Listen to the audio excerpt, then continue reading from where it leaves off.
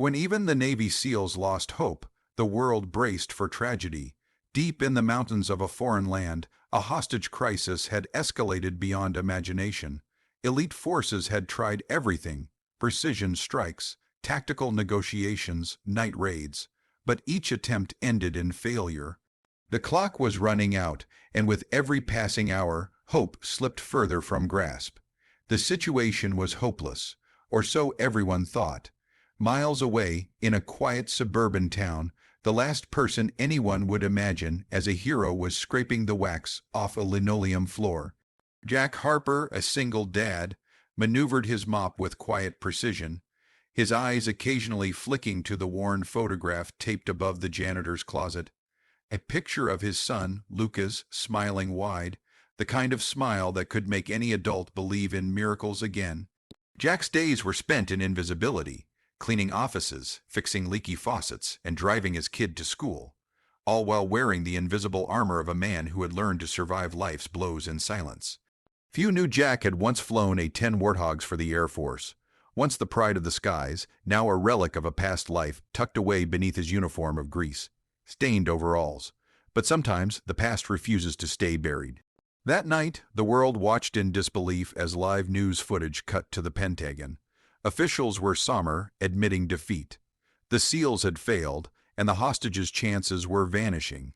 Jack, alone in his tiny apartment, felt a familiar pull, a whisper from a part of him he thought he'd locked away forever. Lucas was asleep upstairs, oblivious to the gravity of the world beyond their walls. And Jack realized that courage wasn't just about medals or accolades. It was about doing the impossible when it counted most. The next morning, Jack walked into the small municipal airfield like a ghost from his former life. Dust covered the fuselage of an old A-10 Warthog, grounded for years, but to him, it was a faithful old friend waiting to take to the skies. Mechanics stared in disbelief as Jack's hands flew over the controls with a precision that only comes from years of instinct and training. He wasn't just climbing into a plane. He was climbing back into purpose, confronting the kind of fear that had nothing to do with himself and everything to do with those who couldn't defend themselves. Flying into hostile territory was no small feat.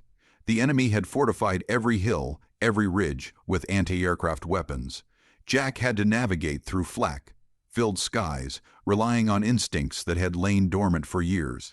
Every maneuver was a test of nerves, every second a reminder that failure wasn't an option.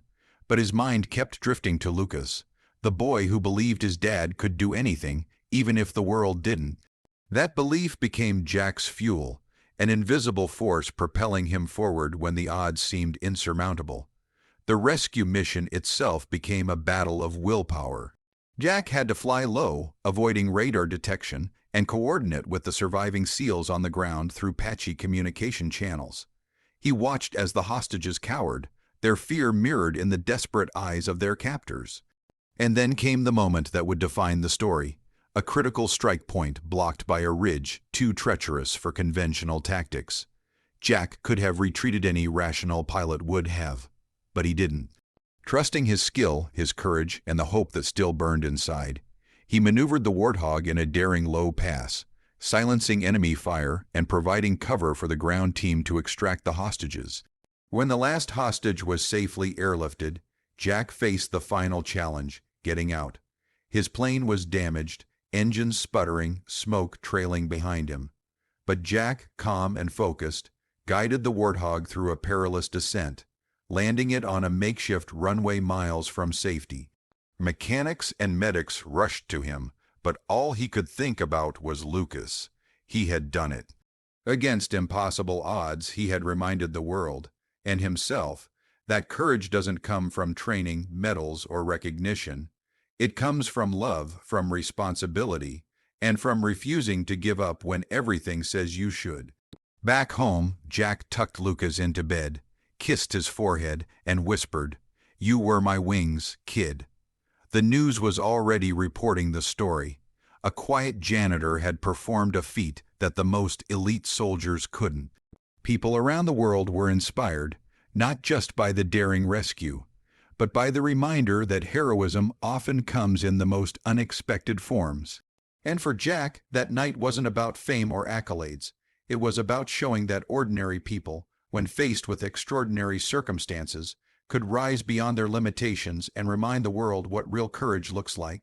Jack returned to his quiet life the next day. The mop waited for him, the linoleum floor still demanding care, but everything had changed. He wasn't invisible anymore, not in the skies, not in his son's eyes, and certainly not in the world's. He had faced impossible odds and flown straight into fear itself, and in doing so, he had shown that sometimes the quietest hearts carry the fiercest courage. And in a world that had almost given up hope, Jack Harper proved that true bravery isn't loud. It's relentless, it's steadfast, and it comes from the heart.